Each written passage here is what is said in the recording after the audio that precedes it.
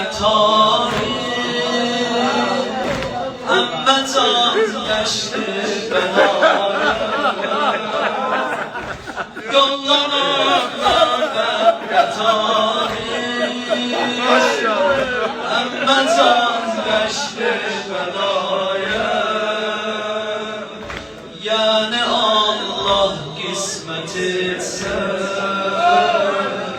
Bir de cilses Kerbela'ya Keser Allah. Allah kısmet etsin. Yollamamda gam getari Emmezan geçti belaya Yani Allah kısmet etse